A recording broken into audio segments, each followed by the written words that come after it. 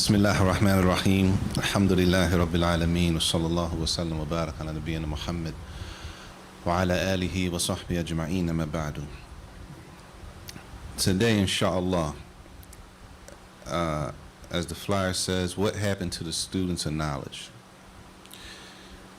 And we're going to go through some basics just to clarify so that we're all on the same page when the term student of knowledge is used, so that we all clear and we all agree on the same terminology before we just have a whole talk and nobody knows who or what we're talking about.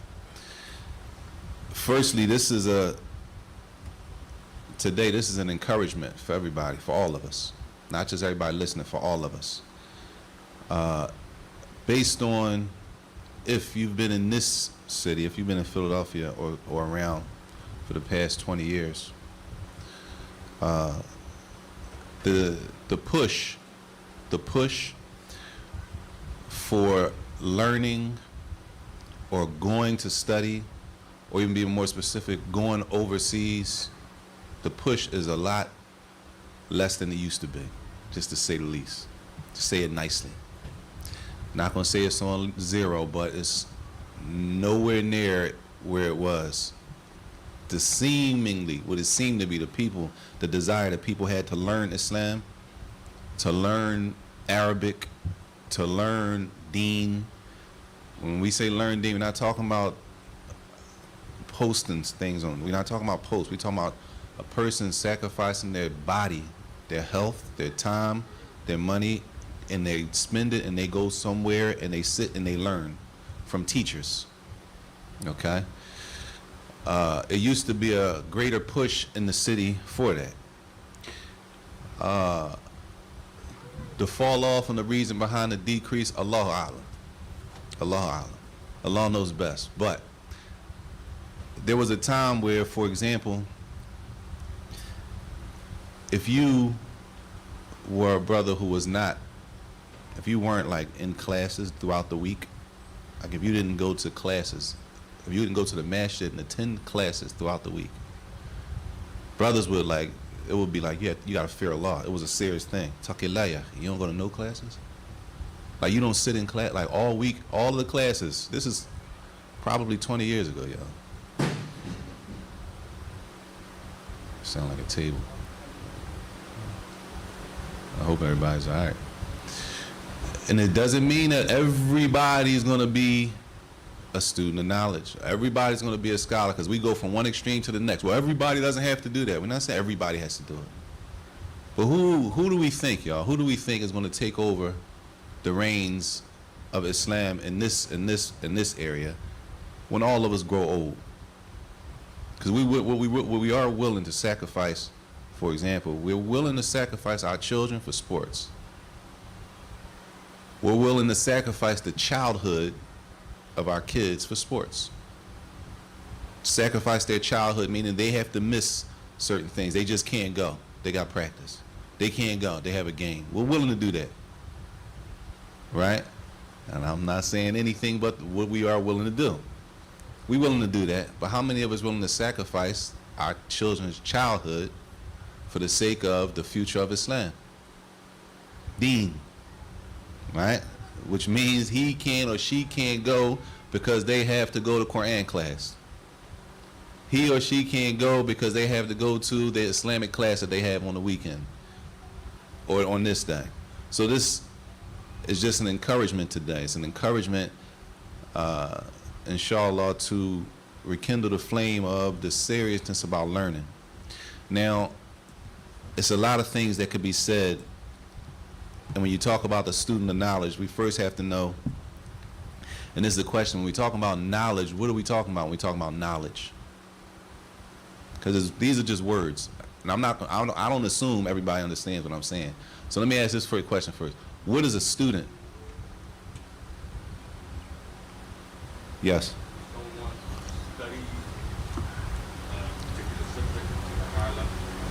Somebody who studies a particular subject at a high level, at a higher level. So if they study a particular subject at a lower level, they're not a student.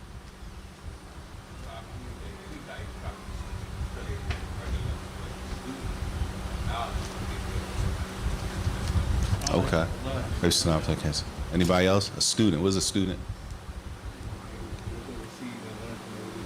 Somebody who goes overseas. They leave America, they go overseas, and they learn from the scholars of Islam.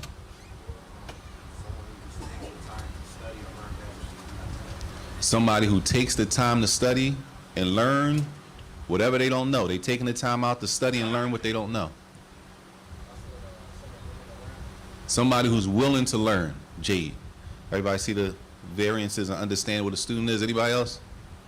Because right now we got on the two ends the person who leaves and goes overseas to study with scholars, and then on the other end, anybody who's willing to learn. That's too far.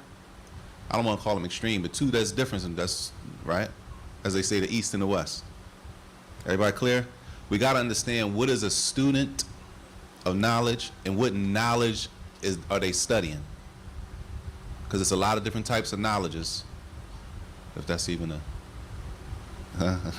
so what knowledge are they studying for the Muslim to refer to a person as a student of knowledge? Islamic knowledge, which excludes what? What doesn't count if we talk about Islamic knowledge? Huh? Secular, specifically. Secular knowledge like what? Huh?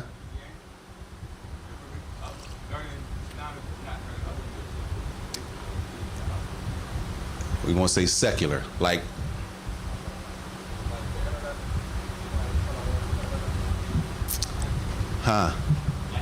politics, engineering.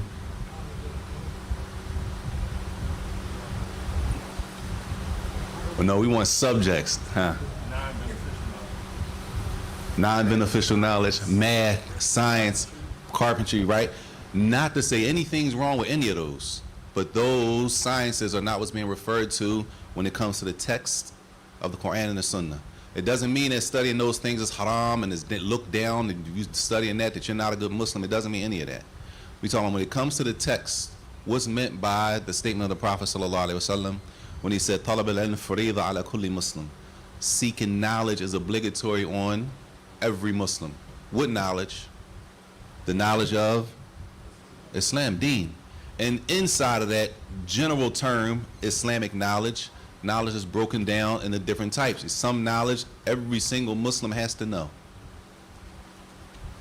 Every single Muslim has to know some things, and then there's some knowledge that every single Muslim doesn't have to know, but some of the Muslims have to take on the responsibility of learning that knowledge in order to cover down, as we say, for the rest of the Muslims. Everybody clear? Tayyib. The Prophet ﷺ said that, and this is the word we hear, he said, talab al-ilm, which is translated a lot of times as seeking knowledge. And if you're seeking something, what are you doing? Huh? You looking for it, or you searching for it, you traveling for it, you doing whatever you need to do to get it.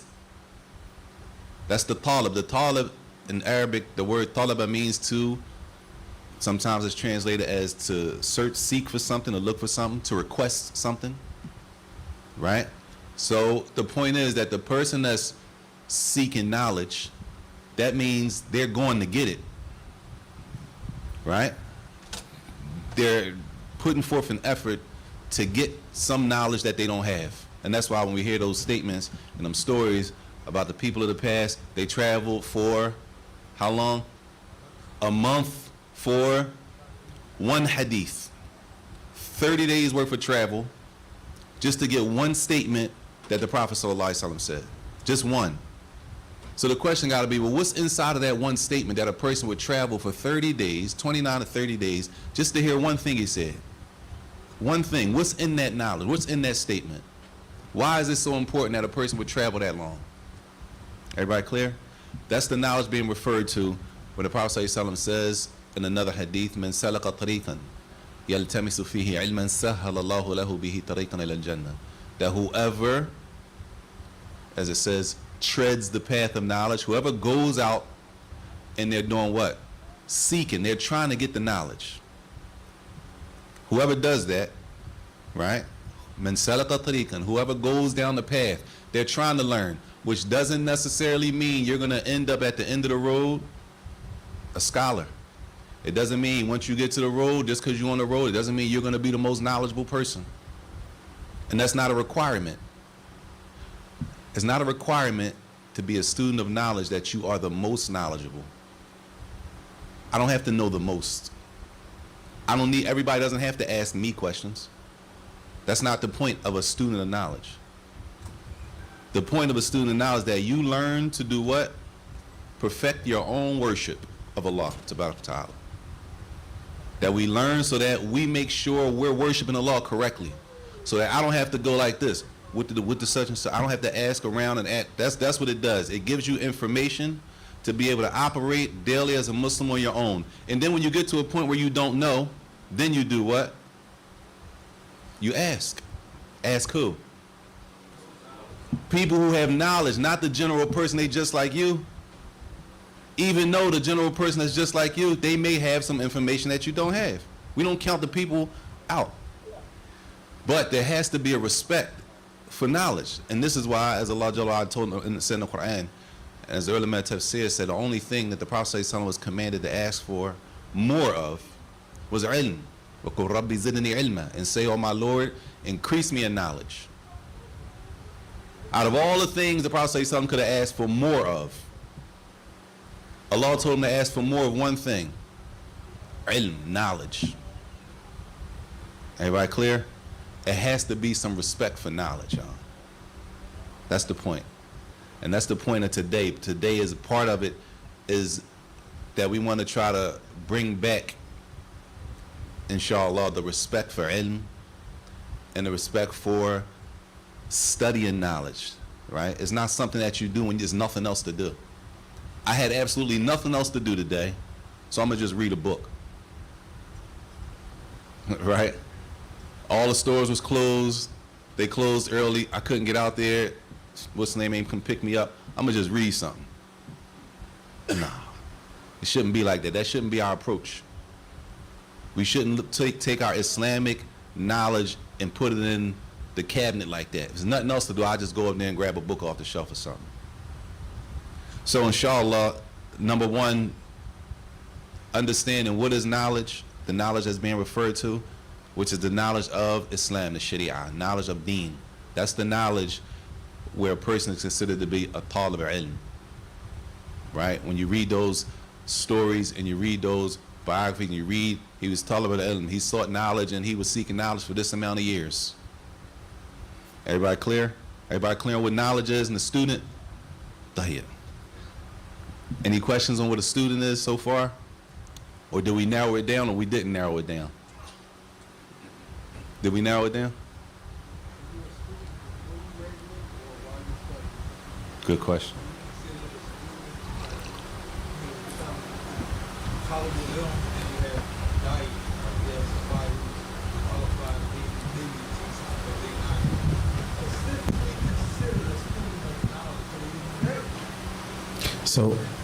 So are you making it a condition for a person to be a student of knowledge that they have to graduate from a university?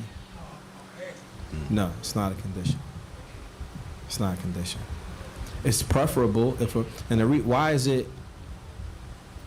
why do people mention graduating from a university? What's the significance of that? The significance, I'll tell you, the significance of it is that if a person graduated from a university, for example, Jamiat Islamiyya in Medina, Qura in Mecca, or Jamiat Muhammad bin Saud in Riyadh or something like that. If a person graduates from those universities, what it means is that you actually finished a curriculum, right? That means that what you studied is traceable. Means that any person can look up, well, what curriculum, what did you guys cover? And you can look up and say, okay, they studied this, oh, mashallah, they studied this. If a person goes overseas to study Islam, they may have studied the same things or maybe even more, but they didn't go to a university. But you have no way of verifying that information. And the danger of that is, and I don't want to say it's necessarily dangerous, but you have to keep in mind that a lot of people go overseas. right? And I remember he mentioned this about a week ago. A lot of people go overseas. You may sit with a scholar. It's possible you can sit and learn something from a scholar. But the question is, what did you study from that scholar? What sciences? Islam comprises of many different sciences. You have ilm al-aqidah, fiqh, lugha, hadith, usul al-fiqh, tariq. There's a whole lot. You know, Islam covers a wide array of things, right? So if a person comes back and says, yes, he's a student of knowledge, it's only natural that a person knows, well, because I'll tell you the reason why I'm saying this. Before I went overseas to study Islam, I was living in Maryland, and there was a brother I was really close to. At the time, he was in Medina. And so I thought, he studied in Jamiat Islamiyya. So I thought that once you were a student, that means you knew everything. That means you knew everything. So I asked him a question, and he didn't know the answer. And I was blown away that he didn't know the answer. I'm like, how you don't know the answer? You study, you're a student overseas. Why don't you know the answer? And then once I had the opportunity to go study, I realized because you studied Islam, it doesn't mean you know everything. There's a lot that you don't know. There's a lot that we don't know. We may, in the grand scheme of things, we know only a little. But there are people that know less than us. You understand? So when we say a student, a da'i is a da'i, they pick up a book and they try to read and understand. They're a student of knowledge, but it's levels. It's levels. The problem with students of knowledge is that every person has to know their level. Every person, and that's the relationship that student of knowledge has with Allah subhanahu wa ta'ala. You don't know my level. I can sit here and act like I'm the most knowledgeable person in the whole East Coast, for example. It's possible. And most of the brothers here have no way of verifying whether you really know what you're talking about or not, right? But it's upon you to be honest with yourself and honest with Allah subhanahu wa ta'ala, because Allah knows. And this is why it's important, because when we talk about knowledge of the religion, it's a amana, it's a trust. Allah gave you a trust. You might get over on people now, but you're not going to get over when you die. Nobody's going to escape death. So when it comes, remember, you were the one that spoke about this person. You didn't have no evidence. You didn't, one of the unfortunate things that happen is that when you're in a position of a student of knowledge, you speak about people which you shouldn't. You speak about people and places, and you yourself, haqiqatan, you're not built like that. This is our language. You're not built like that, right? And so the people around you, they boost you up to make you believe, but you yourself know you're not built like that. But the problem is we don't want people to know that we're not built like that. So we talk loud and we make ourselves seem more knowledgeable than we are, but we're not. This is why we got to be honest with ourselves. If you don't know, say you don't know. Speak about the things you know about, right? And you don't lose points for that. None of us lose points for that. Yes, Father.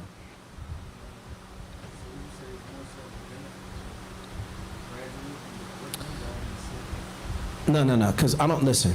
If you can go to a university and study and graduate, khayrun wa barakah, it's good. If you can't go to a university and you go somewhere else and you can still learn Islam, what's the purpose of studying deen? Allah subhanahu wa ta'ala says in the Quran, وَمَا خَلَقْتُ الْجِنَّ وَالْإِنسَ إِلَّا لِيَعْبُدُونَ. We're only created to worship Allah. If your niyyah, if your intention is to go and learn, to get close to Allah, to learn Allah's deen, you should look for the best possible way to do it. If you can't go this way, if you can't go to a university, maybe you can go somewhere else. At the end of the day, the most important thing is that you're learning how to get closer to Allah. Nobody's going, that's not, oh, you didn't study, since you didn't study in Saudi, your knowledge is not sufficient. No. That's a mistake. The Quran and Sunnah is all over the world. It's Ahlul Ilm all over the world. It's not, the knowledge of Islam is not mukhtas. It's not specific to one place. The Sunnah is spread all over the world. Right? If a person is able to go to a certain place to learn and study, and that's going to help them get closer to Allah and be a better worshiper of Allah, that's the maqsood, that's the intent behind it. Right? We don't want to get into the mindset of well, I studied at such and such place, so I'm better than you. I studied at Mecca and you're beneath me because you didn't study where I studied. No. That means nothing. It means nothing. What matters is what you acquired. What you acquired, what you have with you, what you understand from the deen. Right? Did that make sense? No. Question: why should a person, why should a person even try to learn? What's the benefit of seeking knowledge? So that you can better worship Allah, so you can be better at your worship. Which means what? How do I get better at my worship? So I worship Allah upon knowledge, meaning what?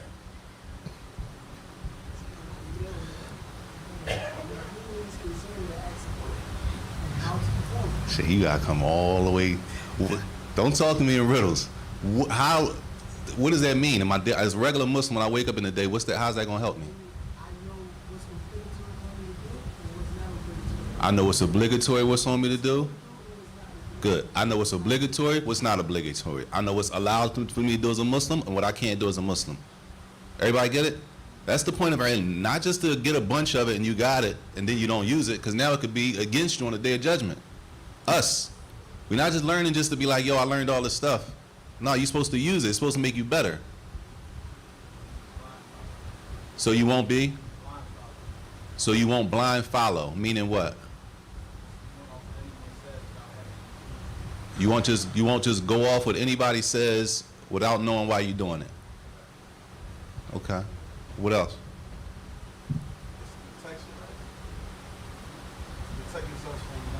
You asking me? You telling me? I'm telling you. All right, thank you. It's a protection? What does that mean?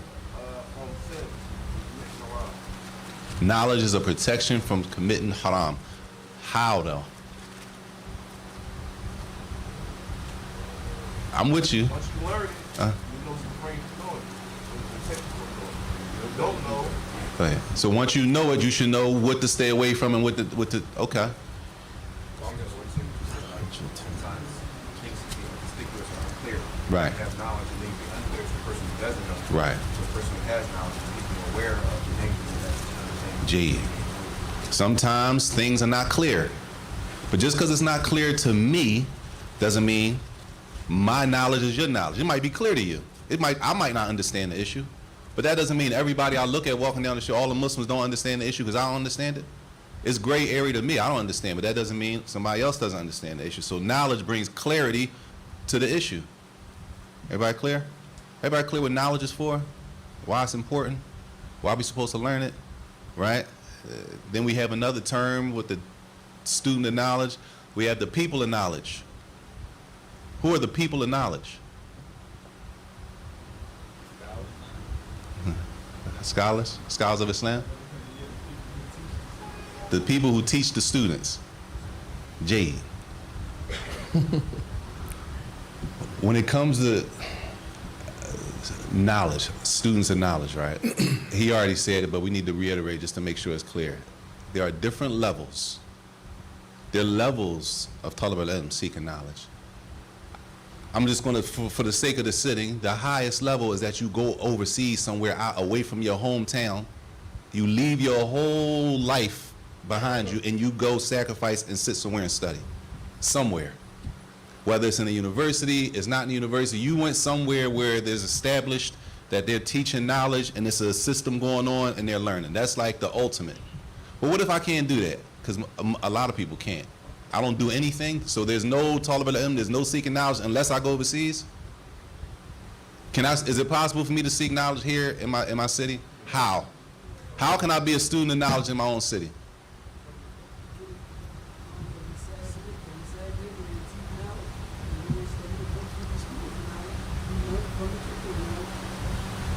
Say it again. Go to the masjid. And I'm only doing this, y'all, because y'all gotta understand, it's people who don't understand these terms. Go to the masjid. We mean study the books. So go to the class. So it's classes at the masjid.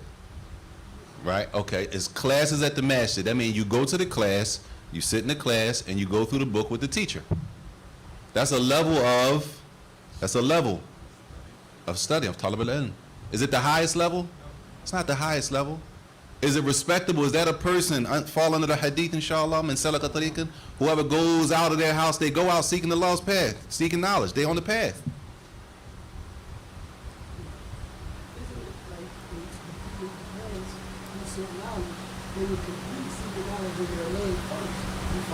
No doubt. No doubt. Which is important. That's an important point. That when you read the books of the Salaf, you find that before they went, what we using in our example as the ultimate, before they went overseas, the people in their area, they learned everything they could get from the people teaching in their area first.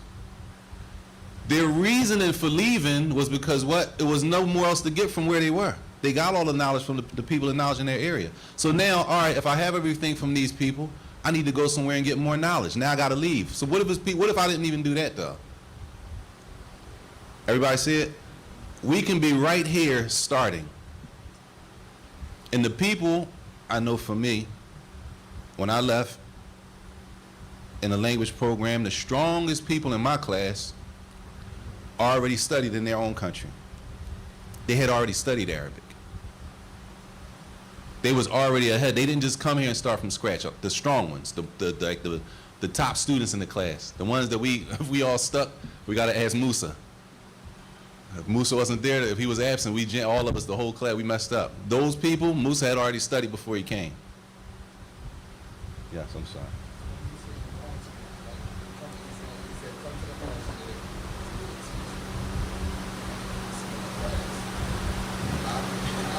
I'm what you shape. You gotta understand it before. I mean, because this is seeing how you gotta be set in the craft, you don't understand it. You ask them in front of them in principle or something like that. And then when you ask them about it, you talk about when they set in the class. So what you saying now? They don't understand. They don't understand.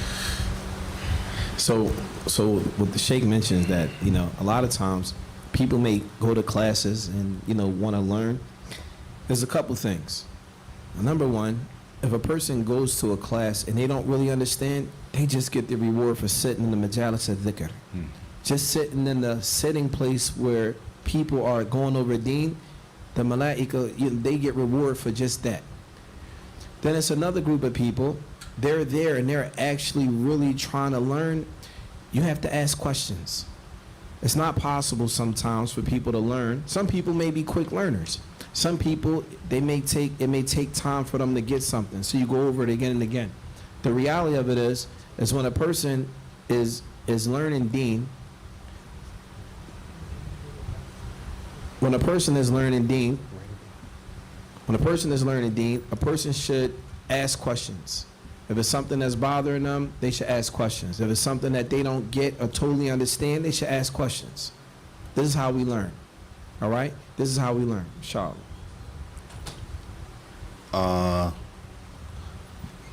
As he said, because a person goes to a class, and because we human, y'all. You go to a class and you sit there and you don't understand everything at the end. Tayyib. It doesn't stop there. What that means is you need to go back until you understand it. You don't just go and I left and for real, you know you didn't really understand everything. You understood less than half of the class. You can't be discouraged and never go back. That's not how it works. More than likely, the first time we learn something, we're not going to get it 100% more than likely. It's going to take a couple times before we get it up to 100%. You might go the first time and understand, possibly 25% of it, maybe. What we do is we get upset, we get discouraged, I didn't understand everything, and we assume everybody else understood it. It's an assumption. You think everybody else understood it, you're the only one who didn't understand, which is not, more than likely that's not true. There's probably other people who didn't understand also, we just don't talk about it. The only way you figure that out is by after class, sitting with other people that were in the class, and now y'all go back. Did you understand this? I didn't understand this, right? That's after the class. After we done sat there for an hour, and for real, I only understood 25% of the whole class. Now I gotta go sit with you and say, listen, I missed this. Did you understand this? And more, maybe, they might say, yeah, I understand this, would have said da-da-da. Or no, I didn't understand that either. And when a person tells you that I didn't understand that either, you're not gonna feel as bad. I thought it was just me, right? But a lot of times we get discouraged because we didn't understand something. It's not a condition that you have to understand everything you hear the first time you hear it. If you do, alhamdulillah. But if not, that's not a reason to stop. That shouldn't be a reason for us to stop. Aziz. Oh, which one? Somali. Somali?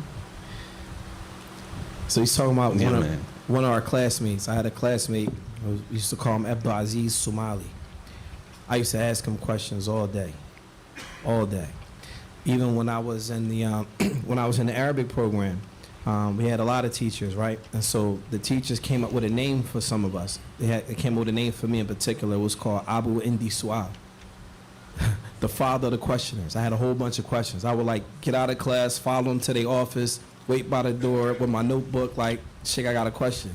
And they all look at me like, here you go again. But I didn't care though, because my thing was, I left America to come over here. So I'll wait outside your door for hours. And it brings us to another point. When we first got to school, we were so bent on studying with scholars, getting knowledge, so that I remember there was a sheikh, there's a couple of mashayikh, but there was one sheikh, Sheikh Wasi Allah Abbas, and Allah preserve him. He's one of the mashayikh that teach in Masjid al-Haram right now, teaches hadith there. When we first got to Mecca, there was a bunch of scholars, but I went to his masjid. I said, look, we're going to see if we can get the sheikh to teach us, was it Kitab al-Tawheed first? Yeah. We're going to get him to teach us Kitab al-Tawheed. It's a book about Tawheed, right? So I went to his masjid. Sheikh said, I don't have time. Come back next week. I said, all right. And at that time, I didn't live close to the sheikh. So I said, all right, fine, I'll come back next week. I came back next week. Sheikh said, I'll come back next month. I came back next month. He said, come back the month. I said, Sheikh, you told me like 4 or 5 times to keep coming back.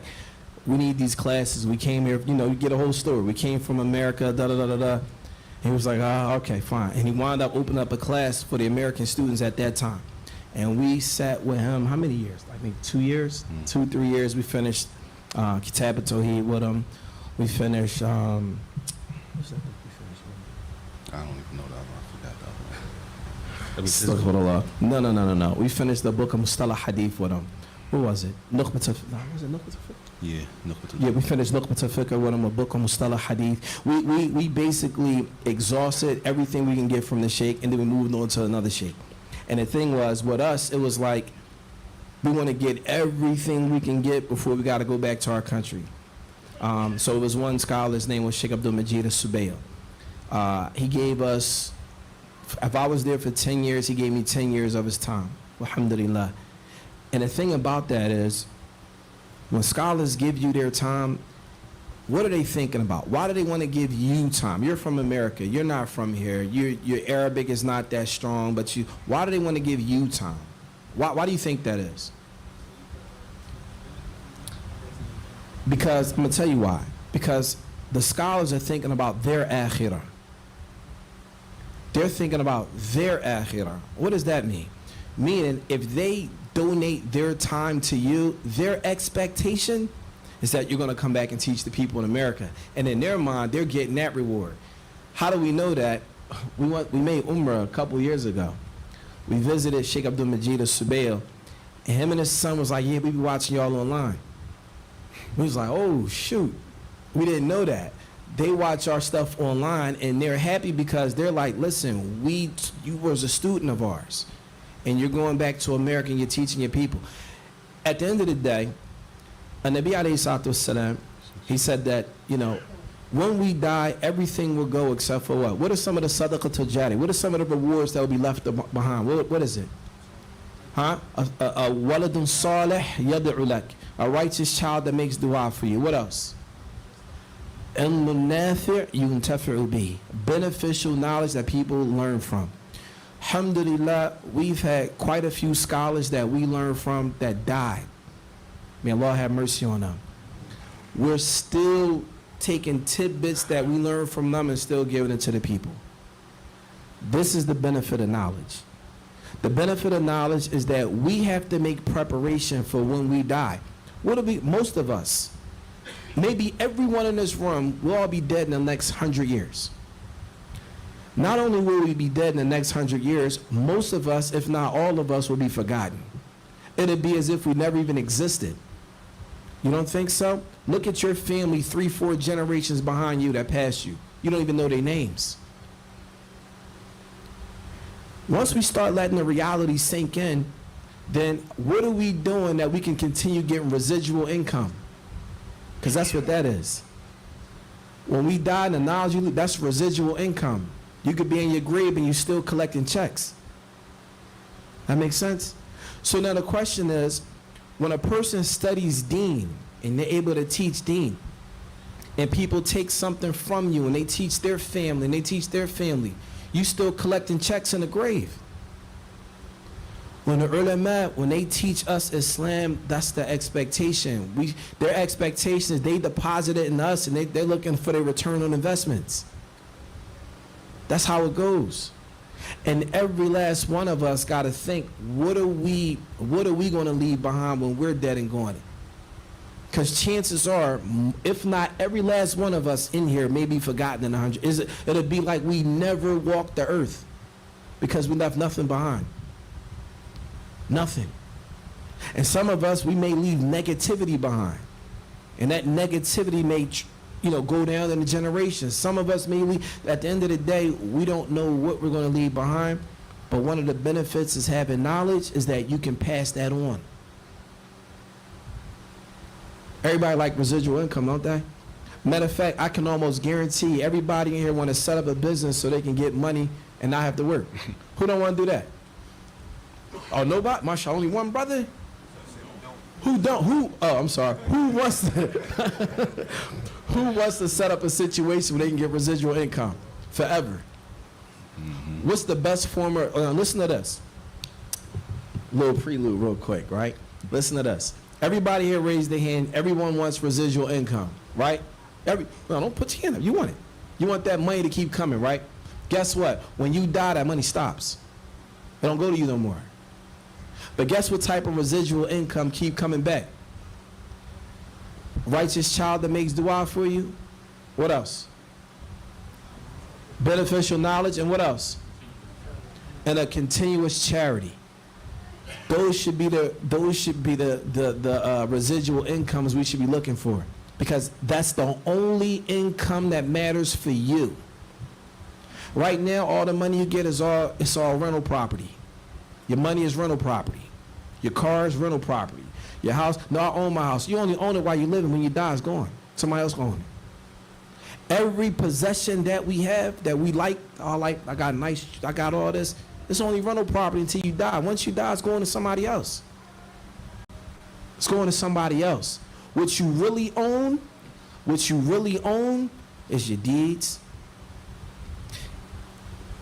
how you dealt with people, your mu'amala, this is what you're going to be judged on. And then whether or not you have residual income or not, did you learn knowledge and spread it? Do you have a righteous child that make dua for you? And do you have some type of continuous charity? Those are our real bank accounts that we need to be focusing on. Yes.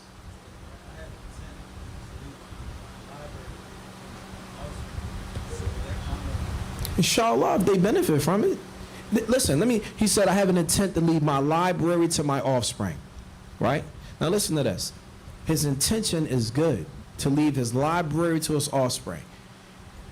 The thing now is you're hoping that your offspring is going to read those books. They might sell them, Jones.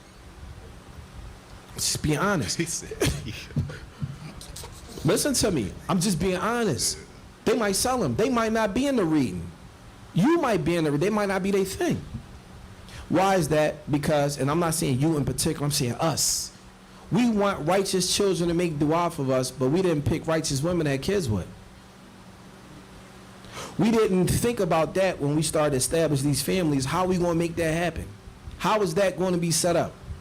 You didn't take the proper steps to enable something like that to be good for you when you're dead. You understand what I'm saying? I'm saying everybody. I'm not talking about you, Sheikh. I don't know your situation.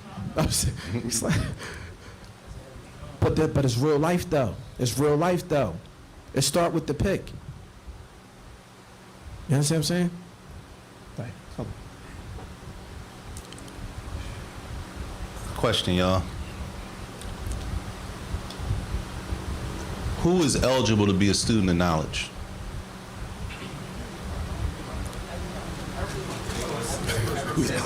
Huh? Who is eligible to be a talib ilm? A Muslim with sound intellect. They don't have any no cognitive disabilities and nothing like that. Male or female? Okay.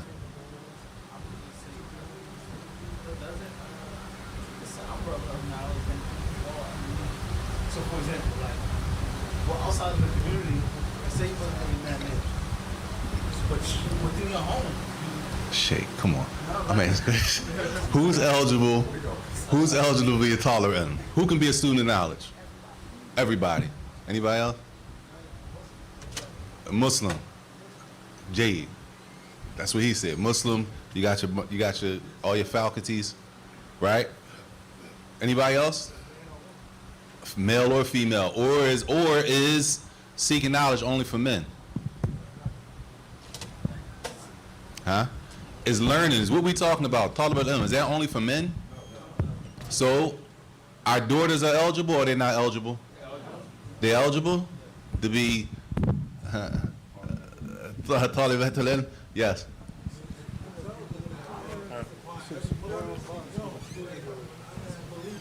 Going in the back. It's already plugged in.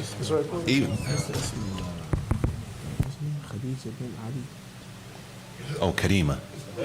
Karima. اذكرها. Karima bin Ali or Ahmed. If we want to talk about just the females in general, who should pop in our heads first? Aisha. Which Aisha? The wife of the Prophet sallallahu alaihi wasallam. Now many of the Sahaba had to go to learn, and she's described as being the faqihah. The one she had understanding of the deen. Aisha, the wife of the Prophet sallallahu alaihi wasallam, radiyallahu anha, right? And she's the wife of the Messenger alayhi salatu wasalam. And if you go through history, there are people, there are women, females, right, that were known, and they were known, like we say sheikh, and she was the sheikha. And there was a narration, there was a woman named Karima bint Ali or Ahmed. And this was in the book under the chapter of the importance I forget the chapter. But anyway, the chapter is discussing, it's Qira'at al-Mutawwalat. The long books that the scholars read, they were complete. You know, we got small little books like this, and then you got like 9 volumes, 30 volumes, right? Like Sahih al-Bukhari. And this chapter was about them reading Sahih al-Bukhari. And it said he read Sahih al-Bukhari. Qara ala Karima. He read Sahih al-Bukhari to Karima bint Ali in Mecca. She was the sheikha that he had to go read to. The woman, he had to go read to her, right? And what happens, a person goes, they sit in front of the sheikh, like you're sitting on the floor, right? Or however you sit, and they read to the sheikh. And if they make a mistake, the sheikh corrects them. He might explain it, or it might just be qira'ah, might be from him memory, right? And they have to be corrected. Maybe they pronounced something wrong, maybe they misunderstood something, right? Everybody clear? I wish we could see how you sit. Show him, Sheikh. Show him, Sheikh. Show him to the brothers. The brothers people might not know. It's important. I think it's important people know because it shows that you got to humble yourself and lower yourself. That, you right here. You. Come on, Sheikh. Oh. No. Together. I want one of y'all be the sheikh, one of y'all be the student. Who's going to be the sheikh? Alhamdulillah. Alhamdulillah. You go and you sit in front of the sheikh that close. And you either read, not to say sat in front of women like that. Usually when they mention the women, she sat behind the hijab. The woman usually sits, she's on the other side of the curtain. Either way, one is reading from memory, and one is the sheikh, he's correcting them on his qira'ah. Everybody clear? That's how it goes. You gotta lower yourself, sit down, and get corrected. And you might not get it today. You might gotta come back tomorrow. If it was a woman, there'll be a screen between them, a curtain or something, blocking him so he's not sitting in front of her face. And he did what it said. He went and he read to Karima bin Ahmed or Ali, the whole Sahih Bukhari in 5 days. 5 days, and sometimes it said 3 sittings. They only sat 3 times and he completed the whole Sahih Bukhari. Allahu Akbar. That's what it looks like when you're talking about sitting. That's it. You said Yes. so close, just for my own self. That's what all the narrators and everything. Yes. Yes. Yes. حدثنا. You know, so Sheikh Muhammad ibn Adam al-Ethiopi, rahimahullah ta'ala, Rahimahullah. he's one of the sheikhs that we benefited from that passed away. He used to teach at a masjid called Dar al-Hadith. Then he moved to a masjid on Shari Sittin in Mecca. And then he went from Shari Sittin to the Masjid al-Haram in Mecca, right? So he started his classes off of Shari Sittin. He started at the beginning of Sahih Bukhari. What's Sahih Bukhari, sir? Sahih Bukhari. He started Sahih Bukhari. So at this time, our Arabic wasn't really like that. And I remember Sheikh Abdul Majid al-Subayl, he said that Sheikh Muhammad ibn Adam al-Ethiopi, from Ethiopia, he said that his classes are for the ulama. That's what he would say. His classes are for the ulama. So at the time, it was a couple of American brothers, not maybe like 3, 4 of us. And actually, it was one brother, he studied over, his name was Amin Manning. He was the first brother from all of the American students to actually even meet the Sheikh. So he told us about it. So we all made our way down to the masjid to meet him because he was big. His name rung bells throughout Saudi Arabia, but no one ever saw him. So when he finally started publicly teaching his classes, we went to his masjid and we would sit in his class of Sahih Bukhari. And we would sit there and he would literally start off the class, haddathana, haddathana, haddathana. We'd be like, dang. We didn't even get to the hadith yet. And then he would stop at every narrator, the language points of benefit. We used to be like, man, I can't do all of this show. it's too much. And it made me think. And remember the time when he was in the class teaching, somebody jumped up, tried to correct him? Yeah. So somebody tried, I'll let you tell it, because it was interesting. A brother tried to correct the sheikh when he was going. He said, no, you mixed the names up. Sheikh, no, I'm going to let him tell it. I'll let him tell it. Because yours. Allah yarhamu, but the sheikh, and I'll tell you another thing about Sheikh Muhammad ibn Adam al-Ethiopi. We were praying one day and we were going over, I was actually confused about Ramadan. There's a hadith that says that Laylatul Qadr is on the 27th night of every year, or the 27th night, right? But then there's another narration that says look for it during the last 10. So I said, Sheikh, something's wrong with these hadith. It don't make sense. Why does it say that Laylatul Qadr is on the 27th night, but then there's another narration that says it was on the 25th? It was, different narrations. I'm like, Sheikh, I don't understand. And he walked really fast. So it's like when you walk, you're like running down the street with a book in your hand, standing next to him. And he was like, he stopped, looked at me and said, Laylatul Qadr comes down a different night every year. Jazakallah khair, assalamu alaikum, and left. I was like, man, it was that simple. But the point is, those are the benefits that you get. I mean, he was old, but mashallah, he passed away a couple years back. Allah yarhamu.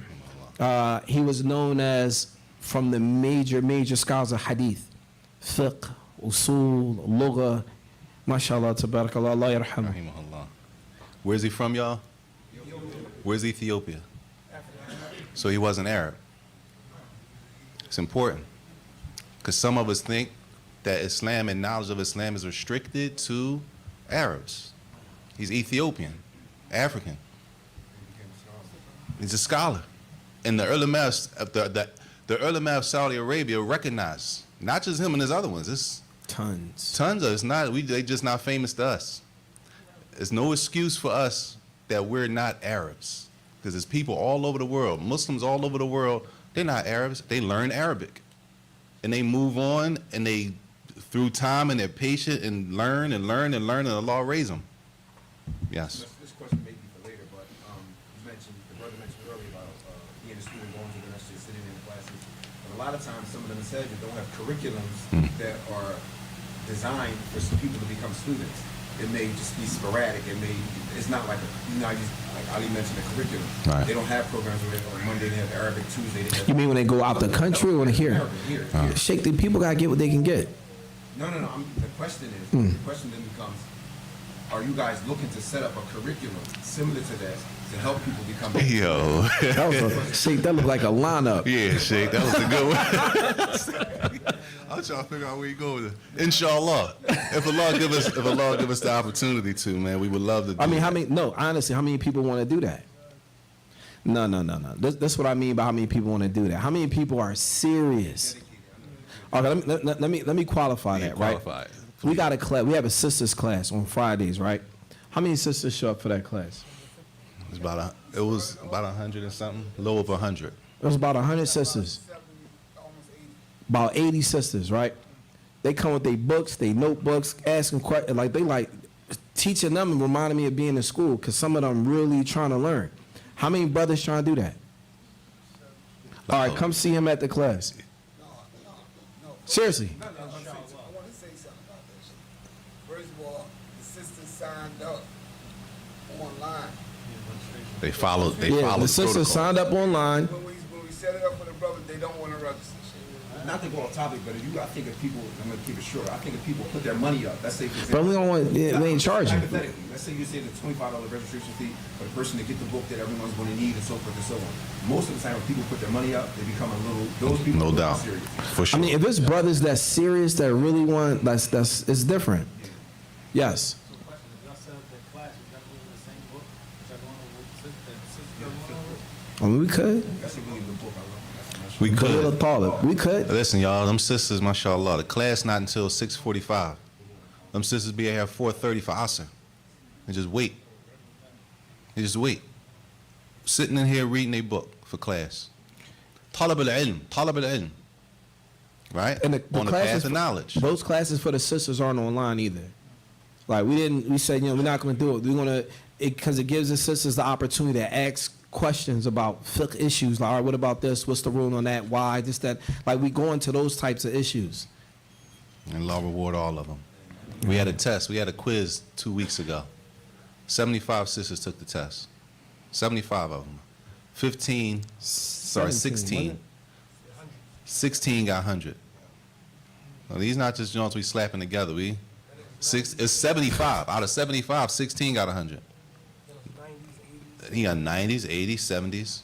And I'm not trying to highlight level people, man. I don't want to raise your level what you do, but just my own personal experience. My daughter's right now. My daughter's in the class. My wife. I can honestly see the benefit from it. I wanted to call y'all that person. I can really see the clarity of how they think. Alhamdulillah. Almost levels of people. I don't want to do a طيب خلاص. طيب. Anybody else have any other questions about that? So then I wanted to go through really quick before he gets into what he wanted to talk about. Seeking knowledge is a sweetness to it, right? And so I want to read some of the statements of some of the scholars of the past and what they said about knowledge. قال عبد الله بن عباس رضي الله تعالى عنهما from the Sahaba. He said, تدارس العلم ساعة من الليل خير من إحيائها. He said that studying knowledge of Islam for 1 hour is better than staying up the night in prayer. Why is that? One of the benefits about knowledge is that, as the ulama say, knowledge رفع الجهل عن نفسك وعن غيرك. That it removes ignorance from yourself and those around you. It removes them not knowing. It removes you from not knowing. Gives you the opportunity to know something, and it gives you the opportunity to help others around you. Whereas your ibadah, worship, who benefits from that? Just you, right? Another narration is قال واحد ابن منبه رحمه الله. He says مجلس يتنازع فيه علم أحب إلي من قدره صلاة لعل أحدهم يسمع الكلمة فينتفع بها ساعة وما بقي من عمره. This narration right here, it'll shake you up when you think about it, right? He said that sittings of knowledge and learning Islam, learning knowledge, is more beloved to me, qadrahu salat, is more beloved to me than making a salat, than any type of prayer, right? A general prayer, right? And he says, why is that? He says, because a person may hear something from you or benefit something from you that lasts with them for a whole year or the rest of their life. Think about that. Have any of you guys ever heard something about Islam from somebody 10 years ago and you still remember it to this day? You see how that go? That one piece of knowledge that you heard could last with you a lifetime. And guess what? You may pass that on to somebody else. And guess what? They may pass that on to somebody else. And guess what? They may pass that on to somebody else, and that's part of your residual income. You understand what I'm saying? It's funny.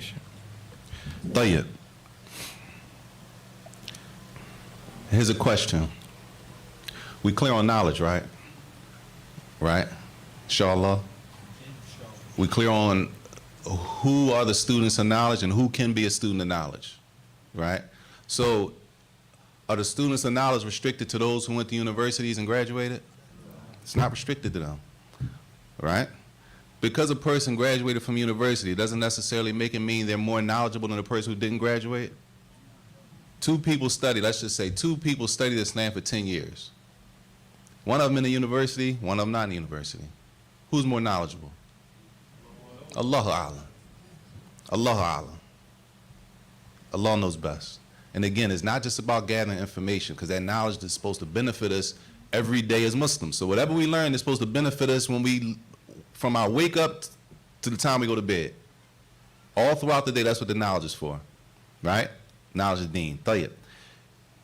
We know that's for females and males. Men that are students of knowledge and females that are students of knowledge, right?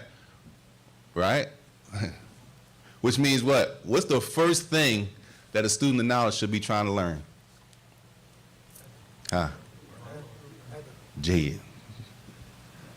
Adab and the Quran. Adab, how to behave. How to behave when you go to a class at the masjid. How to sit. How to sit. This ain't got nothing to do with nobody. Y'all don't want nobody to take this No, first. I'm just saying, it's there. When you're sitting for knowledge, even how you place your legs in front of people you're learning, there's rules to that. No But doubt. and unfortunately, we don't know that here. But it's rules, and it's rules for engagement, right? Knowledge of Islam is sacred. It's respected. It has to be dealt with as such, right? So there's a certain etiquette on how you sit in a class, how you speak to the teacher, how the teacher responds. There's etiquettes to it. A lot of the scholars of Islam, they always, the first thing that they would teach is adab, manners. We sat with a Sheikh Muhammad al-Harbi, Hafidhullah, may Allah preserve him. One of the books he made us study was what? From Ibn Abi Hatim. What was it? Rawdatul Uqala. Rawdatul Uqala. Rawdatul Uqala is like, it's the gardens of the intellectuals. It's a book about manners and learning how to think with clean thoughts in your mind. From the book was from Ibn Abi Hatim. It was a muhaddith. We had to finish, we sat with that book for a long time before we could move on to something else. Actually we studied that along with other books, but he made sure as a point that we studied that book for a couple things. He said, number one, it'll help you qawwi lugatak, it'll help make your tongue stronger. And number two, you'll learn manners and etiquettes and how to interact. The little things that we may take for granted, but all these things help you establish residual income. That's going to be our term from now on, residual income. It's going to help you establish that residual income. Because guess what? You can have all the knowledge in the world, but if you're a nasty person, nobody listening to you. I see how you deal with people. I'm cool. I don't want to hear nothing you got to say. Yeah, but he's a man. I'm cool. I don't want to hear. That's how we are. A personal story. Before I went to go study Islam, there was people who were some of the du'ats during that time. I'm not mentioning names. Some of the du'ats during that time, I didn't even want to be around some of them. I said, man, I'm going to study. If I got to go ask this person, I'm going to study myself. I'm cool. I don't want to deal with that person. Why? Certain people, the mannerisms were not, it was just nasty, just mean. A lot of times, and this is part of studying fiqh, is understanding the people that you're dealing with. I'll give you an example. If you speak about, we know a lot of brothers from the UK, right? Brothers from the UK, the people from the UK, they have a different way of dealing with people. They may be a little more rougher than dealing with people. In Philly, that's not going to work here. In Philly, somebody's going to hurt you. You can't talk to people crazy. You can't. You got to talk like you care. And in our society, where we come from, we know our people. We can't talk to each other like that. in certain places, you know. So having said that, when it comes to knowledge, you need a certain level of wisdom to go along with it. Make the knowledge sweet. Make it sweet. When you give it to people, make people want to take it from you. Excuse me real quick, y'all. Somebody got a white Charger. You blocking somebody in. He's here now. Somebody with a white Charger. You parking somewhere and you blocking somebody in. It's In the back. front or the back? In the back? On the side? Anybody with a white Charger? That's you, Aki? No, I'm messing with you. That's my man. No, that's my man. That's my man. He good, man. Don't put them on blast, man. But shut yeah. up. So it's like when you learn Islam, having good manners and etiquettes is what helps people take it from you. Remember, if you try, listen. I keep talking about residual income. Y'all willing to do whatever it takes to get that money. If somebody told you you got to study for 5 months how to speak nicely, you're going to go over, review, you're going to look in the mirror, make sure your face right, make sure you talk right, you're going to get it all down. This right here is for your akhirah. Having good akhlaq is for your akhirah. Having good manners is for your akhirah. When you speak to people in a nice way, sometimes just smiling at a person is ajr. It's reward in that.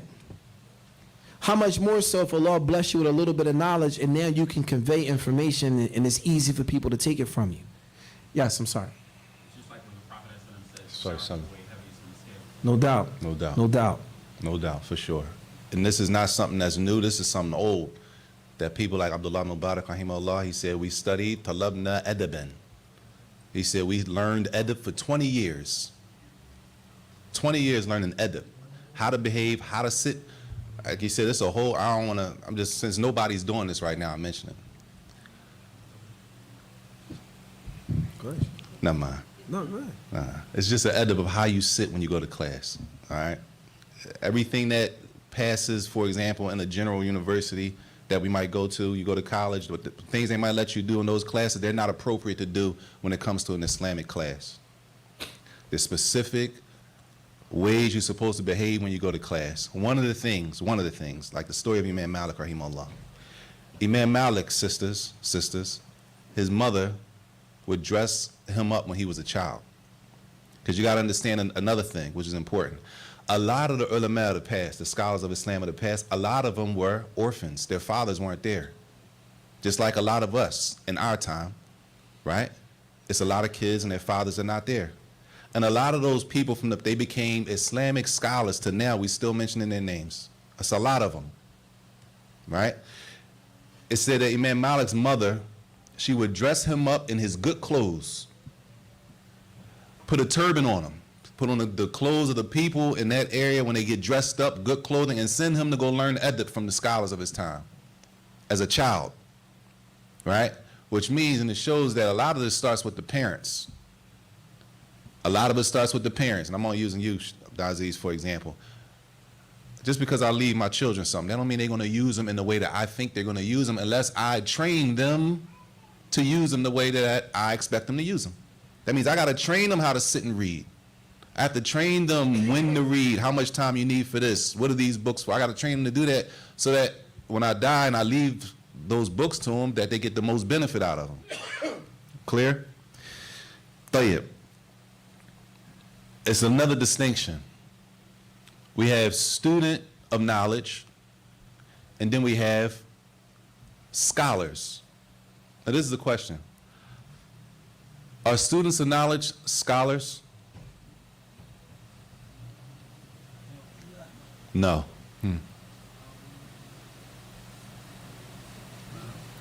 Naam? Tayyib. I would say yes, because regardless of your knowledge of it, you're always in the pursuit of knowledge, because only Allah knows everything. Right, okay. Say it again. You would say yes because as long... Because of your station of knowledge, you're always in the pursuit of knowledge, because only Allah knows everything. You're always in the pursuit of knowledge, and only Allah knows everything. You already answered, shit. You can't double back now. He said, nah, you said nah. Oh, you want to put your reasoning? Tayyib. He said yes, Fadla. Rahimahullah. Tayyib. Yalla. Fadla, Sheikh. Yeah, I'm saying he was saying that, like you said before, it's levels. It's levels. To be a scholar to that level, what you know, what you do. Tayyib. It's levels. Every scholar is a student of knowledge, but not every student of knowledge reaches the level of being a scholar. Jade. I like that. Every scholar is a student of knowledge, but not every student of knowledge reaches the level of being a scholar. Being a student of knowledge is levels. And it used to be. 20 years ago, even when you look at the sheikhs and the names of the sheikhs, everybody, this y'all understand, everybody says sheikh in front of their name, but this is what we need to understand. When you look at the names of sheikhs, one of those sheikhs is 45 years old, and then another one, it says sheikh, he's 80 years old. You think they're the same? They're not the same. But in front of their name, it says sheikh. The one that's 80 years old, of course, he has way more experience.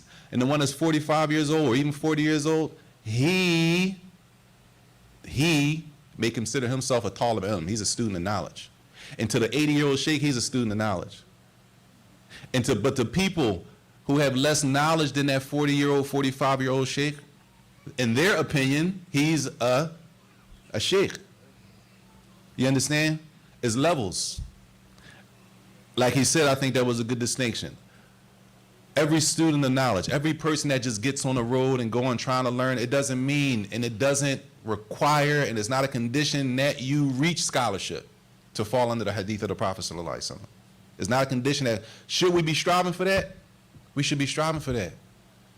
Why? Because the Prophet sallallahu alaihi wasallam said that al-ulama warathatul anbiya, the scholars of Islam are the ones who inherited from the prophets of Allah. And then he said, well, lam yuwarithu dinaran wala dirhaman. They didn't leave behind the prophets of Allah didn't leave behind money. That's not what we're trying to inherit, but they left behind knowledge.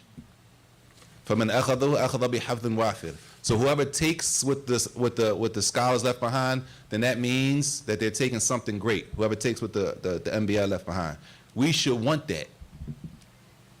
We should want that. The Prophet ﷺ said that everything, even the fish in the ocean, in the sea, even the fish in the sea, ask Allah to forgive the scholar.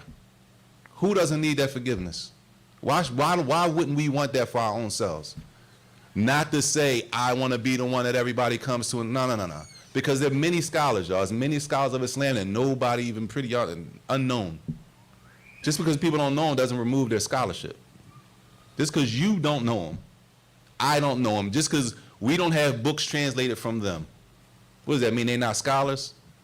Because the scholars that you know never said his name, that means he's not a scholar? No, it doesn't go like that. We know scholars by scholars, and it doesn't mean, you got to understand, the Muslim Islam is all over the world. Islam is not restricted to Mecca and Medina. It's scholars in Mecca and Medina, and it's scholars outside of Mecca and Medina. It's scholars, even if you start with one country, you got Mecca and Medina, they 4 hours apart from each other. You got another city, Riyadh, 10 hours from Mecca. You think everybody knows every single person of knowledge there? No, but there are people who are more known than others. But the fact that a person is not very much known doesn't remove his level of knowledge. And that's important because a lot of us, we've restricted to scholars to famous. Yes, he's known, he's a famous name, but that doesn't mean other people don't know him. These other people who are not very much famous are not scholars. A lot of people, and one of the reasons I would assume, when it came to Sheikh Muhammad Ali al-Ethiopi, rahimahullah, if you went to his class was on another level. It was not for everybody. It wasn't. I went, tried it out personally. I'm not the top student now, but I said, Dad, let me go get some benefits, Sheikh Muhammad. I go there, it was so much, I thought it was the speakers. I'm like, damn, these speakers must not. Let me move my seat. Let me go over here, because it must be the speakers. I don't understand what's going on. He's doing like, I'm just being honest, if it's 10 sciences in Islam, he's doing all 10 as he goes down. All in one. Yes. Haddathana fulan. This is Abdurrahman such and such. This is not him. From the Lugha. In Arabic, this means this. He's doing every science as he goes down.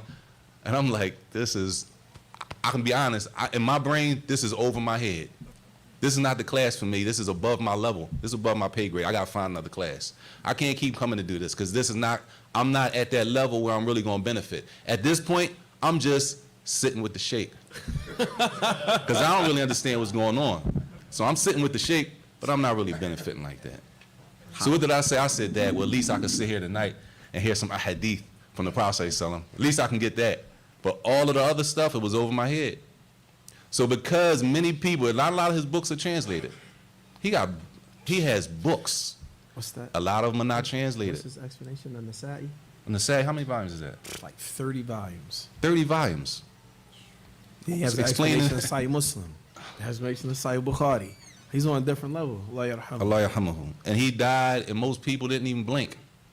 All that knowledge went with him, except for what he left back. He taught 6 days a week. In my opinion, it's just me. Alhamdulillah, we met a lot of people from the ulama. Alhamdulillah. I don't know anybody like him. I didn't see anybody that was like that. Not me either. That was just my personal experience. I'm not saying he's this. I'm just saying from the people that I was able to sit and actually get some knowledge from, I didn't see anybody like that. Allah yarhamahu. But he was old. I never got to really Yeah. meet him now. Rahimahullah. Rahimahullah. So the question is, or the issue is, students of knowledge and scholars. The students of knowledge, let's go to the ultimate. When you go to see a scholar, you, the one who's going to see him, you are the who? You're the student. So what happens when the scholars die off? If the scholars die off, like the Prophet said, are they going to still be students? Who do the students learn from if the scholars die off? You see what's going on?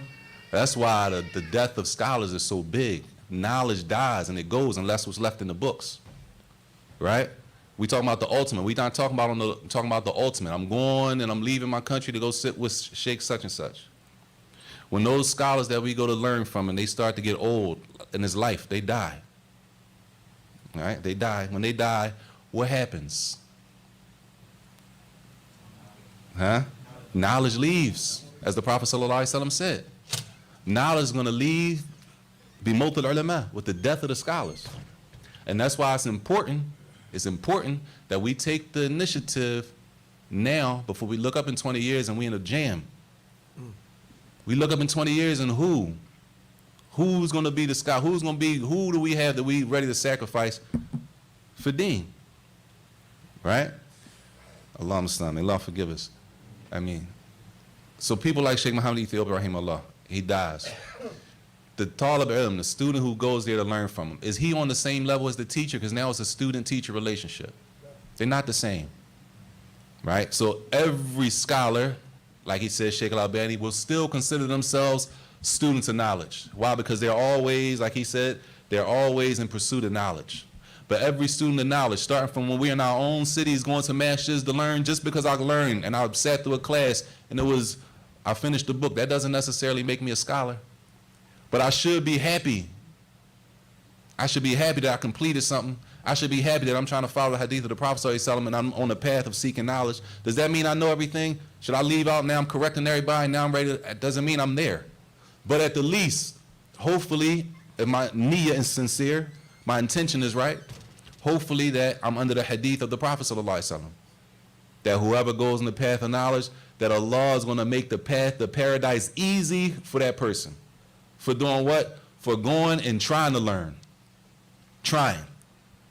Because like Sheikh Saleh Ali Sheikh said, it's not a condition, it's not necessary requirement, and everybody's not going to reach their level of scholarship, and that's not a requirement. I want to add something too. When we talk about knowledge, it's very important for people to speak about what they know and don't exceed the boundaries, don't exceed your limit. And we say that because it's very easy for a person to, you learn Arabic, you start speaking about the religion, and sometimes we go overboard about people and places and things that we really not equipped to talk about. We don't have the tools, right? And so one of the things what do you guys think in order for a person to give a legal verdict in Islam, or, do you think that's open for anybody? Huh? What's a legal verdict? What does that mean? Like, let's say, let's be real specific. Let's say, say for example, how many people here heard of people saying, this masjid, that masjid is masjid innovation, and that? How many people are familiar with the term innovation? Everybody heard the term innovation before, right? How many of you all are qualified to make that assessment? Blah, this is an innovation and this not. How many people? I don't see no hands. Next question. How does one acquire the skill set to be able to label something or someone an innovator? What do you have to do? Just sit. No, he just told you what sitting look like. If you don't know what do you got to do? Sitting. You got to learn. But what do you have to learn to be able to understand whether or not a person's an innovator or this place? Is there something specific you have to learn to be able to make those statements? Is there?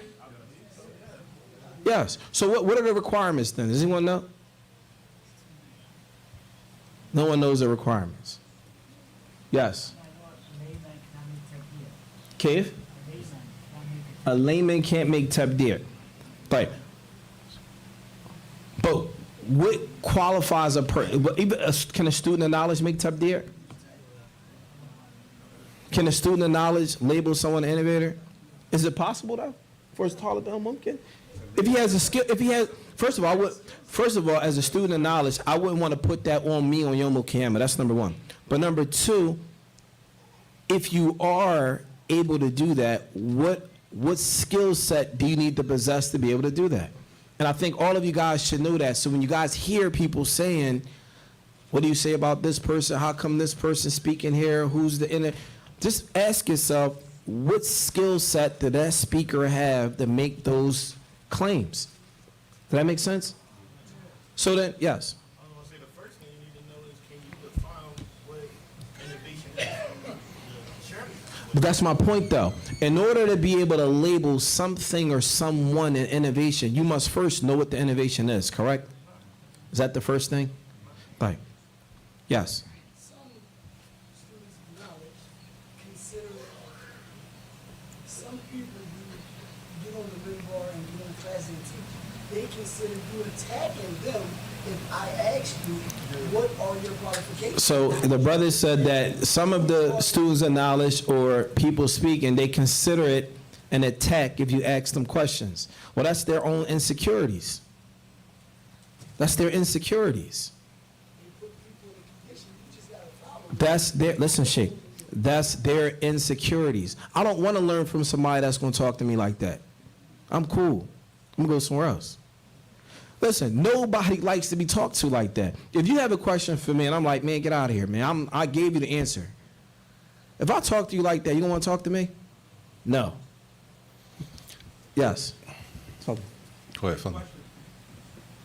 For you to make that statement, like to say, you know what, he an innovator, first, like you said, you gotta understand what the innovation is, but somebody should qualify you to actually think that. Excellent. You need to be qualified. So the question now is, in order to make those statements, there are prerequisites Islamically. Do you guys want to hear them?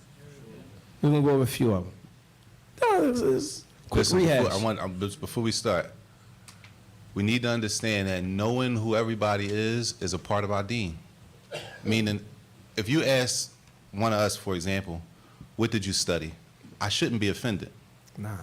And if you go to the books of the Salaf, they knew who every person was. And that was part of the class when I went to the Bukhari class.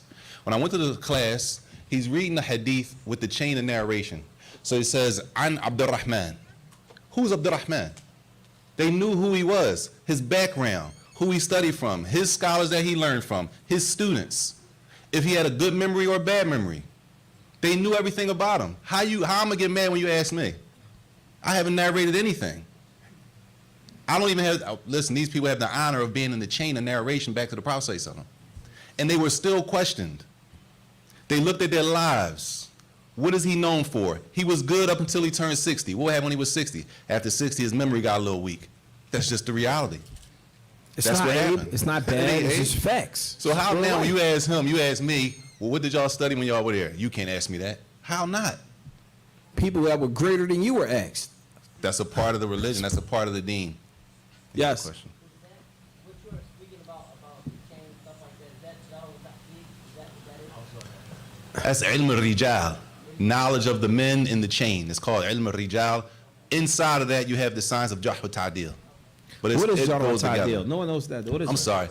What is Ilm it? al-Rijal is a science when it goes to, for example, we say here, he heard from him, he heard from him, he heard from him, right? That the Prophet said the chain. Okay, in order for in that chain, we have to study his life, who is he, his background, his reputation in the community, everybody.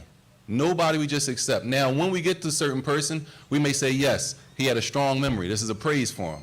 He was good at this, he was upright, he was religious, right? And then we get to the next person, we say, well, listen, he was known to be a liar. That's a criticism on him. That's a science by itself. I praise this one, and then I say something of critique about the next person. That by itself is a whole science that you have to learn. A science. It's not an overday little Google joint. It's a science. And for us to belittle these sciences that anybody walking around can just scream out and talk about, it's a disservice to our deen. And we need to be careful. It's just Ajib to me. Not to go off that. I never heard these terms except here. What terms? Jarh wa Ta'dil. When I studied, I never heard anyone talk Oh, about you know, you mean here or in the city? No, in the city. Oh, Not in the yeah. city. I never heard common people talk about these terms. It's common people don't talk about 'em. Common people don't talk about them except here. Talk about Jarh wa Ta'dil, Ilm al-Rijal. So listen, real quick, y'all. This is, and we're going to mention this, just so everybody can have like understand. Islam, our religion is perfect. The individuals, we're not perfect. We make mistakes. Sometimes we're oppressive. Sometimes we overstep our boundaries. And having knowledge helps keeps everyone in their proper lane and spaces. So I'll give you an example. If I were to say to you, Fulan's an innovator. He's an innovator, y'all. Don't listen to him. Stay away from him, etc., etc. I made that statement, right? So when it leaves here, you'll say, Brother Ali says such and such is an innovator. Don't take from him. That make sense? Okay. Ali must have certain qualifications to be able to make that statement. He has to, because otherwise, if I don't have those qualifications, that means I'm speaking about Allah's deen without knowledge. This is a major, major sin in Islam. A major sin. Understand, when you say something, I'm saying something about him religiously. I'm making a thought. I'm attacking his deen. I'm saying this person's deen is out of whack. Is it possible he made a mistake? Maybe, right? But I'm attacking his deen and his honor. So in order for me to do that, which in Islam I shouldn't be doing that, but if a person were, because I saw whatever he had to be a big enough issue for me to speak about it, then that means I must be qualified to speak about it. Does that make sense? All right, well, what are some of the qualifications that I must have, you must have, he must have, she must have, they must have, anyone must have in order to speak about another person? Yes. Sheikh, I'm about to mention it right now. It was rhetorical, Sheikh. No doubt, though, for sure. Proof, for sure. So the first thing is, al-ilm bi kitabillah, knowledge of the Quran. What does that mean? A person, I have knowledge of the Quran. I studied the Quran. I got like 20 juz. I got 30. I finished the Quran last year. I'm good. Nah, that's not what they mean by having knowledge of the Quran. Knowledge of the Quran is knowledge of al-muhkam wa mutashabih. Oh, what does that mean? Muhkam is the ayat in the Quran that the meanings are clear. There's no ambiguity about the meaning of those verses. Mutashabih are the ayahs that are confusing, but you know which ayahs they are, right? Then you have to know which verses are general and which verses are specific. Which verses are abrogators and which verses have been abrogated. What does that mean? Meaning that verses were removed from the Quran. There are certain verses in the Quran that are there, but the meaning from those verses don't apply anymore. Did you guys know that? There are certain verses in the Quran, but the meanings of those verses don't apply anymore because the meanings have been abrogated, have been changed. This is our study. This is when they say knowledge of the Quran, this is what this means. Knowledge of what's general, knowledge of what's specific, knowledge of which is, to the end of it. And likewise, knowledge of the Sunnah, meaning knowledge of Hadith to that level, right? Then, and this is bikhtisar, this is really quick, right? You must also have knowledge of usul al-fiqh. What is knowledge of usul al-fiqh? What does that mean? What is usul al-fiqh? Anybody ever heard of usul al-fiqh? What is it? Huh?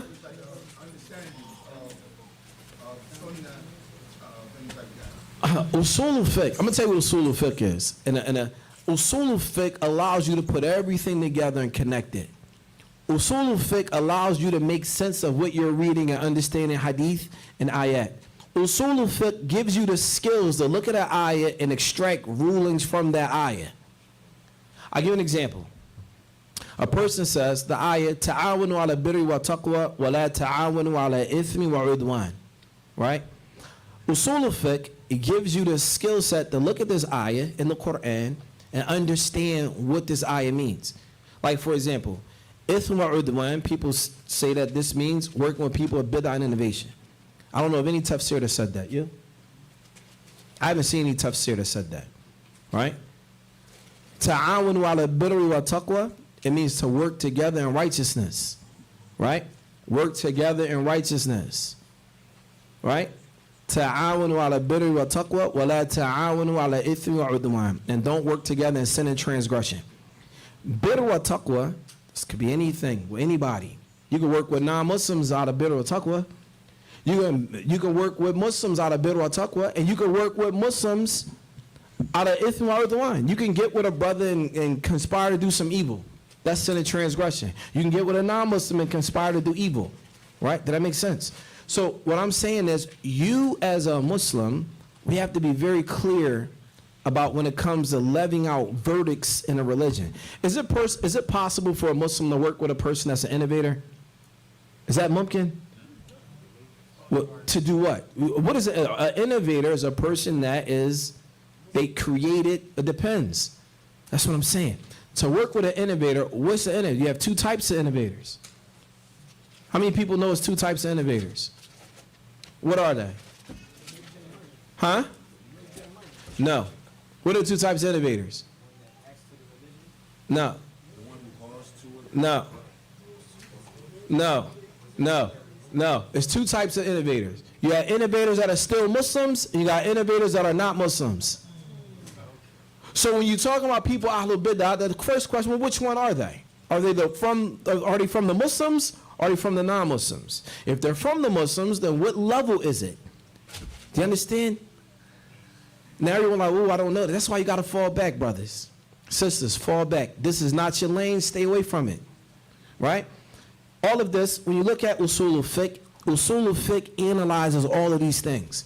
Then you have qawaid fiqhiyah, principles of the deen. Our religion has principles, bona fide principles that are established with evidence. And then after that, we have something called maqasid al-sharia. Maqasid al-sharia is the intent behind Islamic legislation. Islam is a whole science, guys. This is not some fly-by-night religion.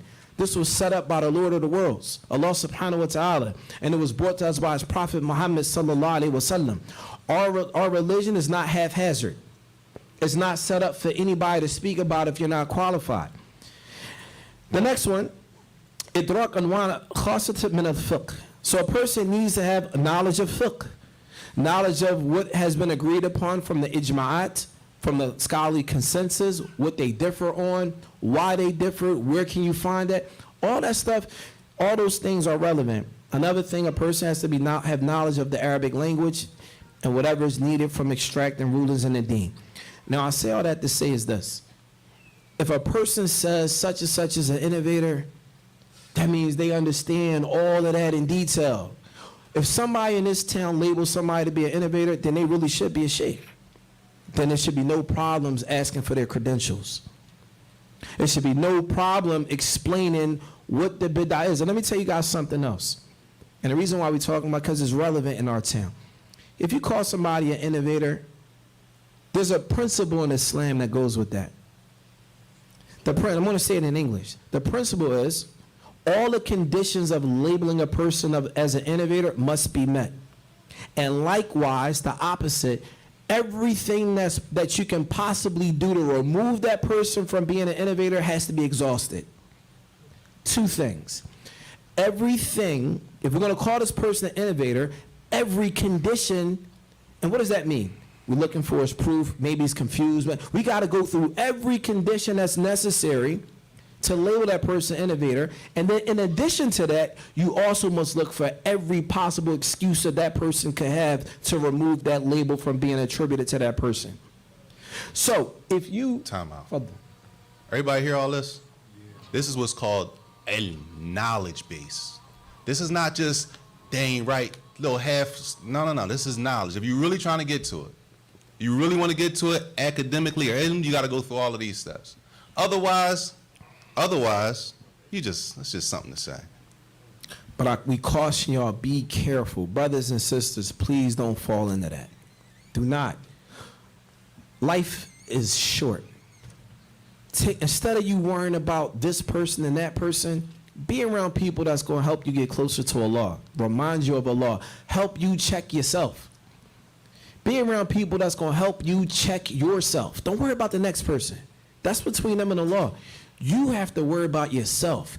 Everything that I just mentioned, I'm telling you, we studied all of that, but we're not masters in none of it. Listen. We studied everything that we just mentioned, but we're not masters in none of it. Nor do I want to be. I don't want to be the person that has to label somebody an innovator. I don't want to wear that. Because guess what? If I got to wear that and people follow me in that and I'm wrong, that's something else I got to deal with on Yom Kippur. I don't want to deal with that. If you see a brother moving funny, you're not real comfortable, keep it to yourself. I'm not really comfortable. He made this move over here. He's giving a leg. I'm not really I might not do it myself, but I can't say nothing about him. That's between him and Allah. That's safe. But to start labeling people and now you gotta speak for this person, or what do you say about Fulan? That's between him and Allah. I ain't got nothing to do with that. If it's me, I'll speak for me. I can't speak for another man. And the reason why we're saying this is because it's very, very important, brothers and sisters in Islam, is to focus on yourself. Focus on your relationship with Allah. How many people here know if they're going to Jannah or not? I don't see no hands raised. Then guess what? That should be our focal point. How are we going to get there? Me calling this person an innovator, is my chances of getting to Jannah and I'm questioning this person's Islam, or it's better for me to just leave him alone and focus on me? I guarantee you, if every last one of us looked in the mirror, we're going to find a lot of stuff that ain't right with ourselves, yet alone worrying about somebody else. Allah subhanahu wa ta'ala says, "Qu anfusakum wa ahlikum nara." The first thing is protect yourself and your family from the fire. Don't worry about everybody else. Worry about you and your family and get yourself together. That's all this shit. We're ready to stop to pray, y'all. But before we stop, just so as a reminder, the person is Abdullah ibn al-Mubarak, rahimahullah. Abdullah ibn al-Mubarak. He's the one who said, "Talabna adaban, 20 sana." We studied and we learned adab for 20 years. 20 years learning how to behave. Everybody clear? 20 years.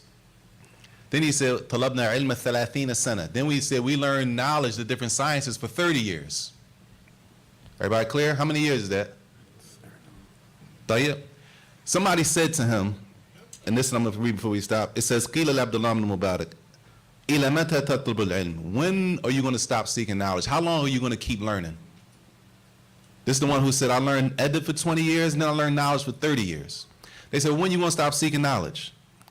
He said, "Qala ila al-mamat," when I die. It's never over.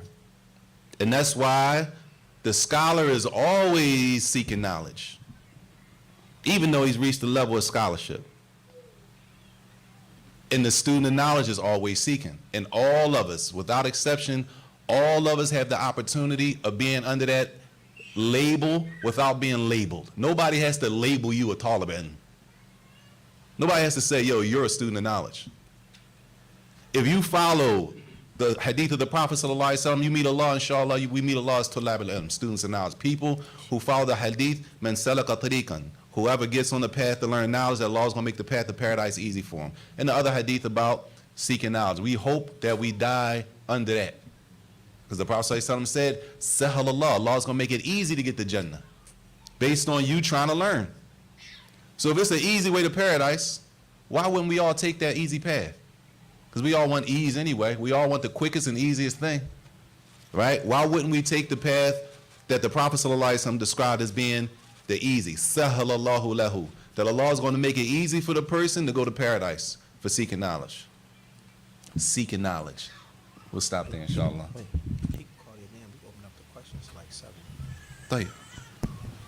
You want to call your name? Let's just wait. Do anybody got any questions? Before we stop. Yeah, before we stop. Sis, is there a microphone on the sister side too? If the sisters have questions, the brothers have questions, yes. You would say, like you said, you were reading different books. How do you retain that information coming back home? Mumtaz, he said, y'all studied all that knowledge. How do you retain that information coming back here? We lost a lot of it.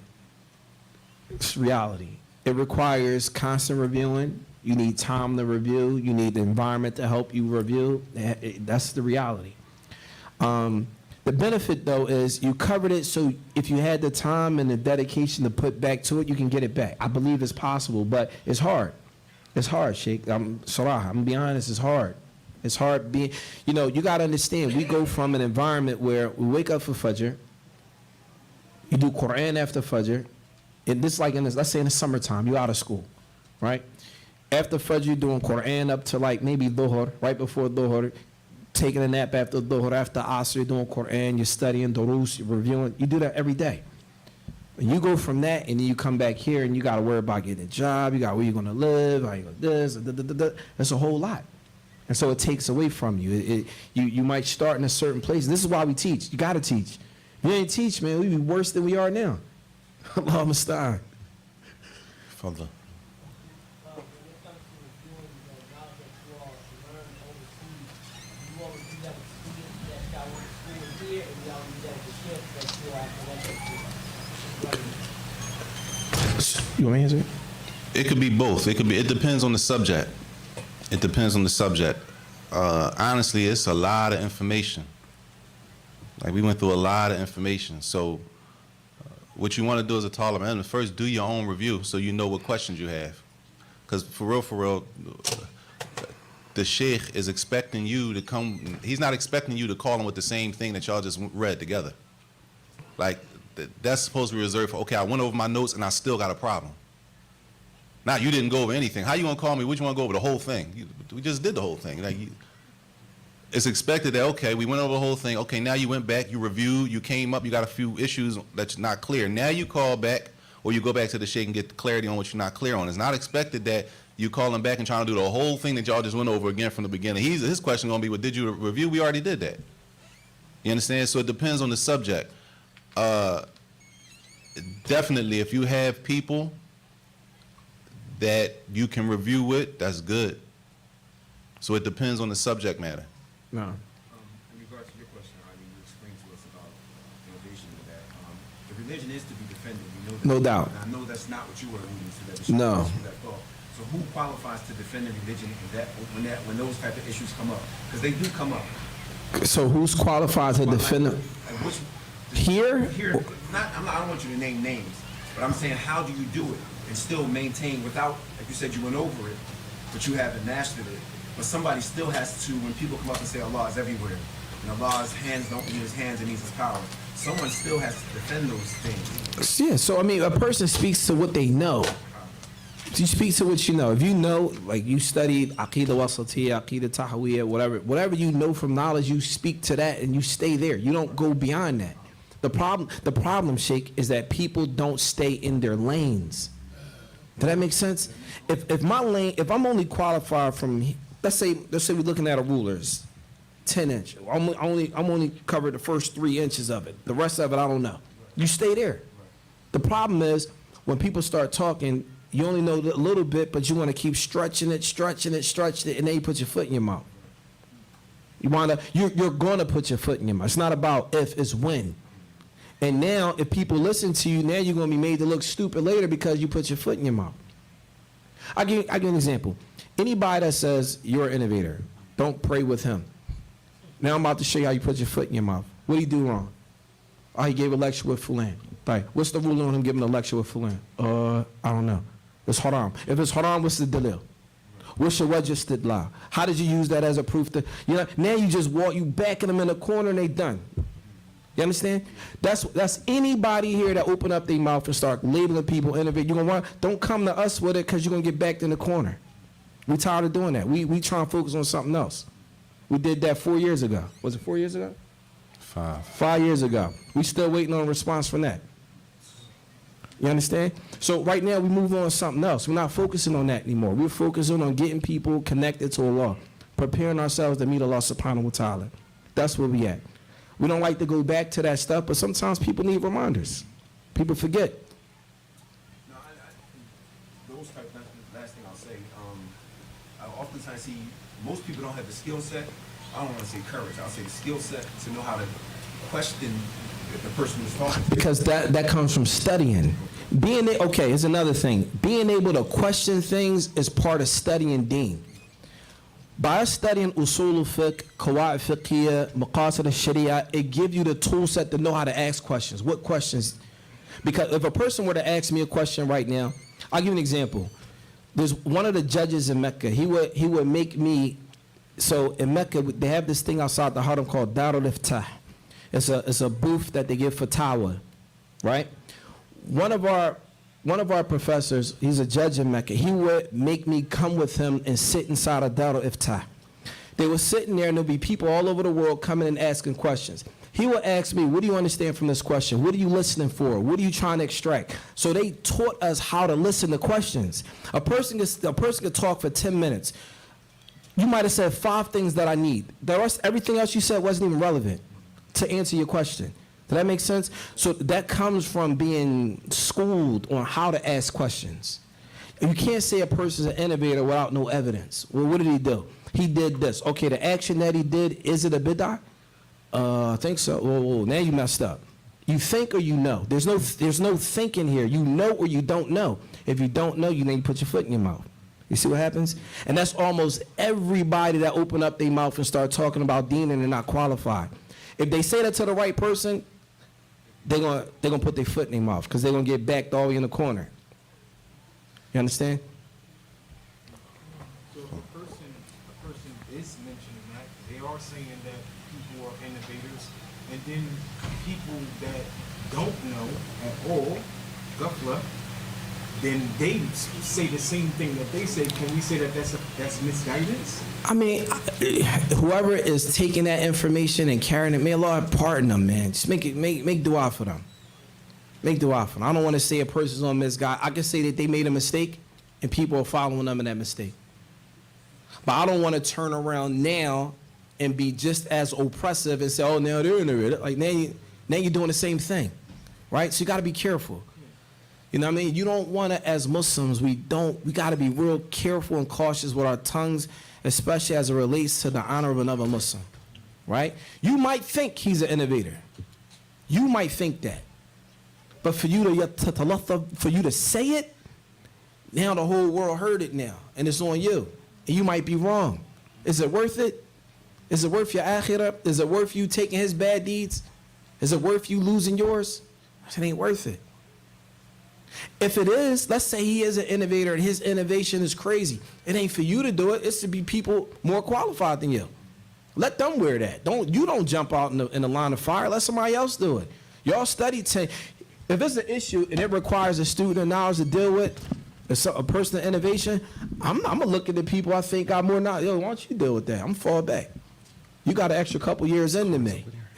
You know what I mean? Or I'm going to try to put that on somebody. I don't want to wear that. Yeah, questions. Is it? So questions? How many brothers gonna sign up for the brothers intensive Islamic class? 6 brothers. Y'all out of pocket, man. Everybody's hands should be up, y'all. Everybody should want that. Everybody should want that. Every single person should want it. It should be nobody that doesn't want to take the mirat, the inheritance of the prophets. Everybody should want it. No exceptions. You don't got to know nothing. You don't have to know anything. There's no prerequisite. I used to think, I thought that you had to know something to learn something. If you consider yourself on 0, I don't know anything, that's fine. Like he said on the ruler. You don't have to be on 6 on the ruler to start learning. You could be on 0. It's fine. Everybody should. I want to do that. I want to learn it. I'll tell you what, guys. What we're going to do Scholars is, do. you want to pause this and answer the questions after the salat? Yeah, we gotta pray. Because they got quite a few questions, inshallah. So we're going to stop now, inshallah. Where's the muaddin? Right here. Alhamdulillah. All right, we're going to pause. You want to pause it? I don't know how to pause it. Subhanakallahumma wa bihamdika ashhadu an la ilaha illa anta astaghfiruka wa atubu ilayk. You stop it.